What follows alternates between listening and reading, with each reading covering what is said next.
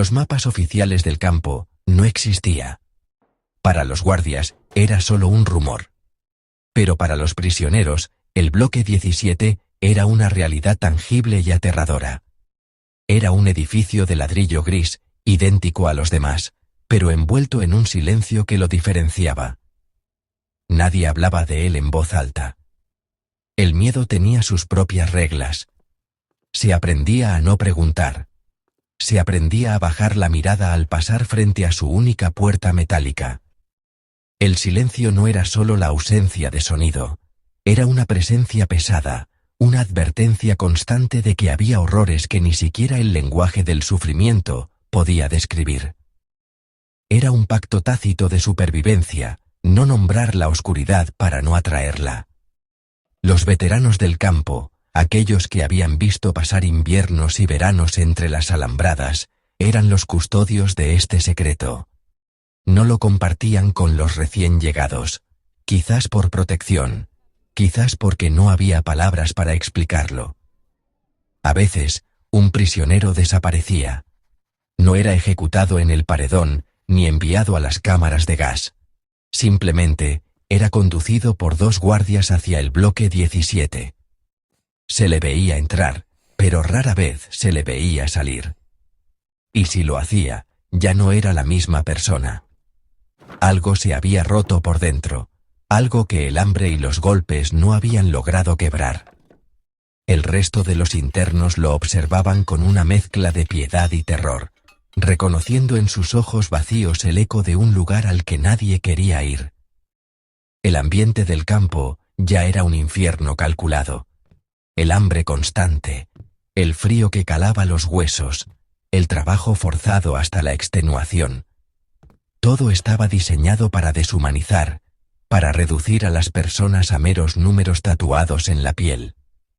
Sin embargo, el bloque 17 era diferente. No formaba parte de la maquinaria de exterminio físico. Era algo más sutil, más perverso. Representaba una amenaza psicológica, un arma que no dejaba cicatrices visibles en el cuerpo. Era la prueba de que existían profundidades de crueldad que iban más allá del dolor físico, apuntando directamente al alma, al núcleo mismo de la identidad de una persona. La leyenda de la habitación negra, como la llamaban en susurros apenas audibles, crecía con cada desaparición. Se decía que dentro no había tortura, ni golpes, ni interrogatorios. Solo oscuridad. Oscuridad absoluta y silencio total. Esta idea era, para muchos, más aterradora que la violencia física.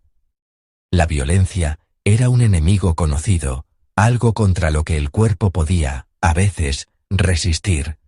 Pero, ¿cómo se lucha contra la nada? ¿Cómo se defiende la mente cuando su único enemigo es ella misma, atrapada en un vacío sin fin?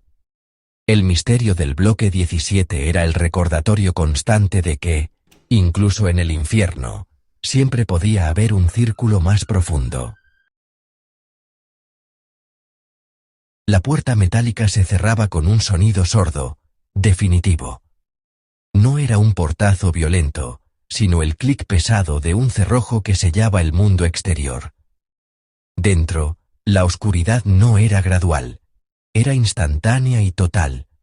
Una negrura tan densa que parecía tener peso, una materia palpable que presionaba los ojos abiertos.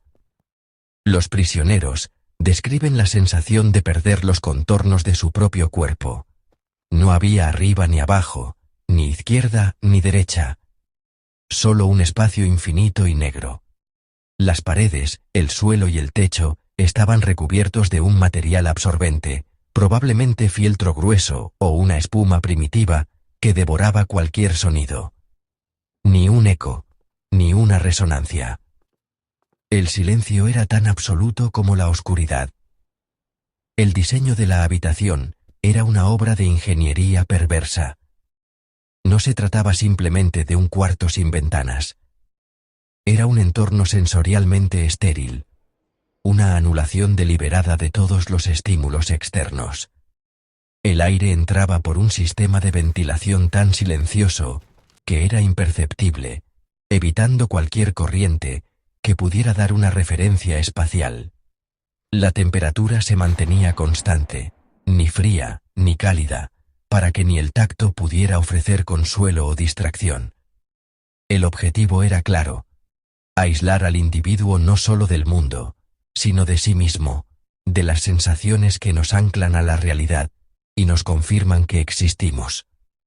Era un vacío construido, una nada fabricada para albergar una mente humana. Quienes pasaron por ella cuentan que los primeros momentos eran de confusión. Intentaban tocar las paredes para orientarse, pero el material absorbente amortiguaba el contacto, dando la sensación de tocar el vacío. Gritaban, pero el sonido moría en sus labios, absorbido por la negrura sin dejar rastro.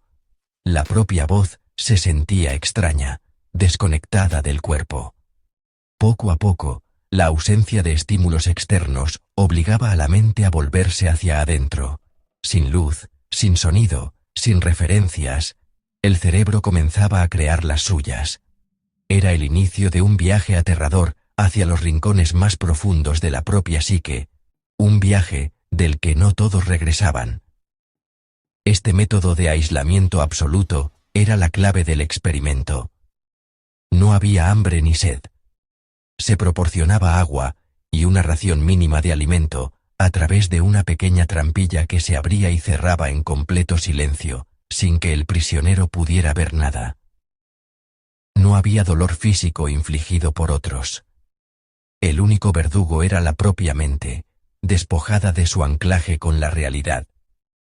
Era un arma invisible, una forma de tortura que no dejaba marcas en la piel, pero que podía desmantelar una personalidad, pieza por pieza, hasta que solo quedaba el miedo en su forma más pura y primitiva.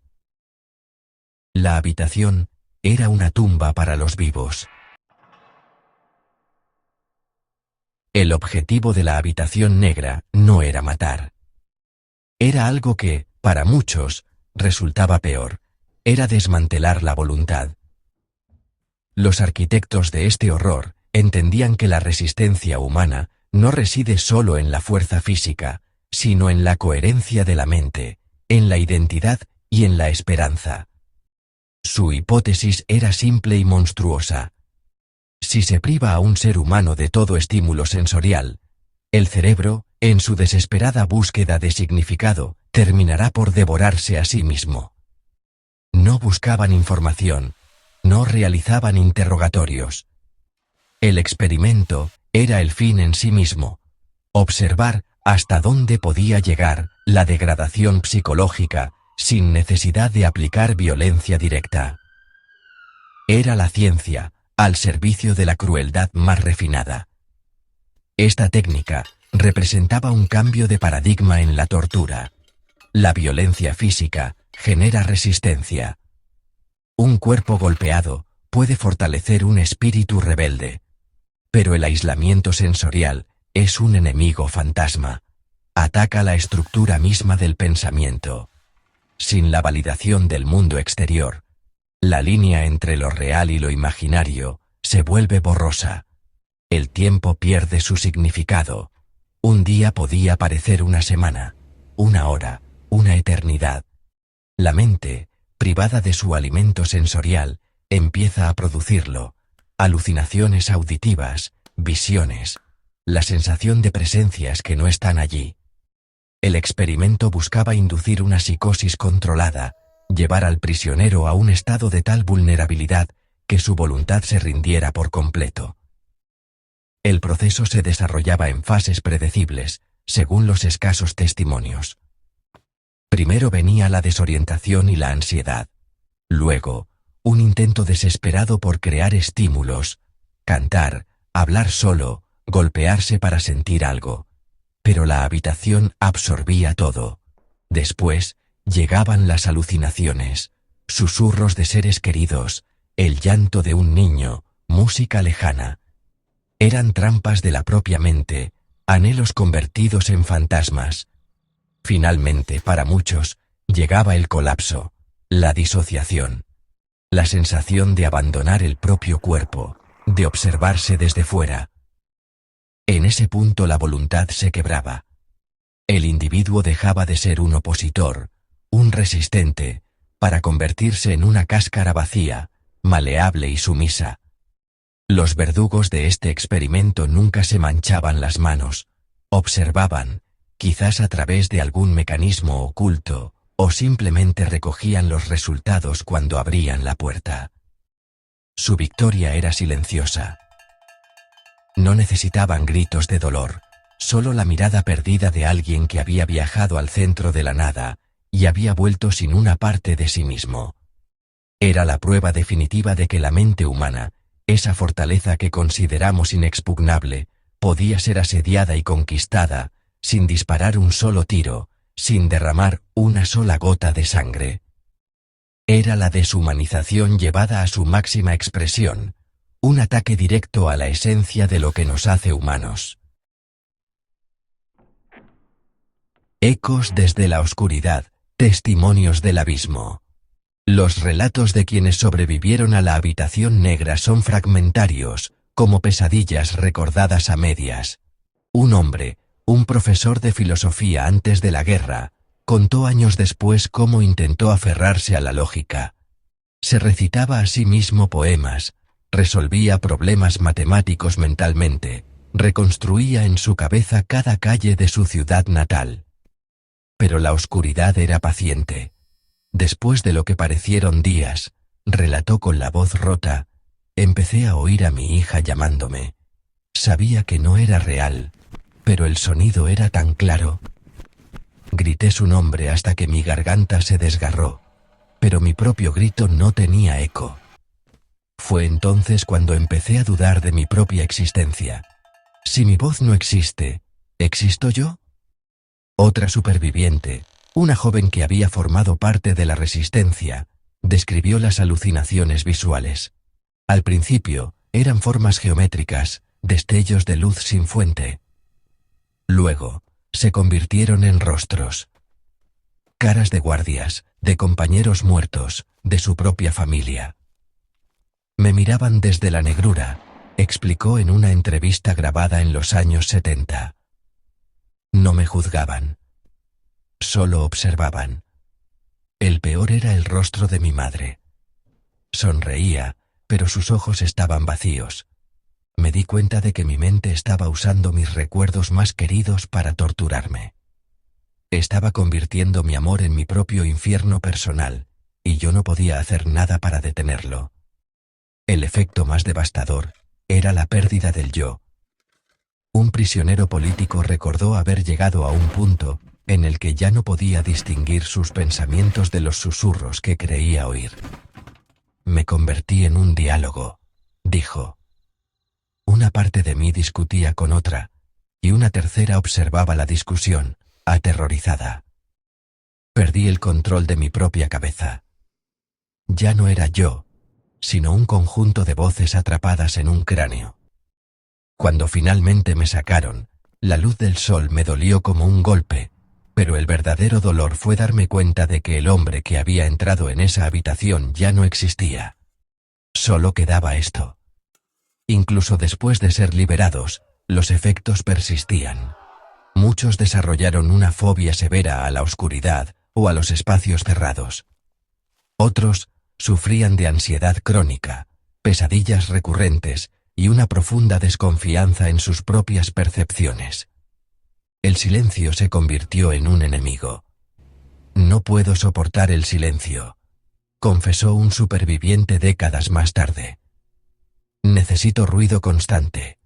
La radio, la televisión, el tráfico. Porque si todo se calla, vuelvo a estar allí dentro. Vuelvo a sentir cómo la nada me devora. La habitación nunca te abandona del todo. Te llevas un trozo de esa oscuridad contigo para siempre. El legado del silencio.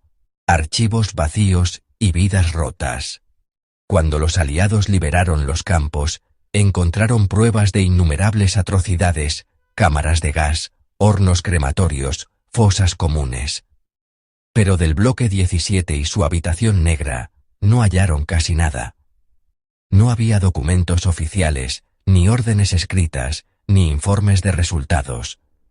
El experimento había sido diseñado para no dejar rastro físico, y su existencia se mantuvo en la sombra, protegida por el mismo silencio que imponía a sus víctimas.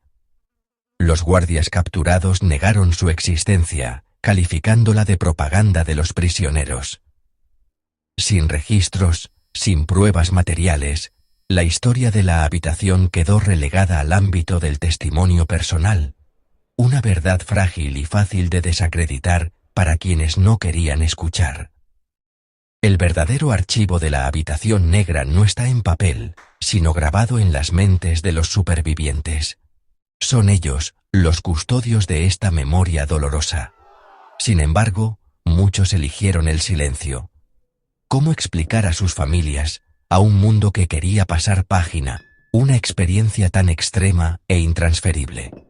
Hablar de ello era revivir el trauma, enfrentarse de nuevo a la fragilidad de su propia mente.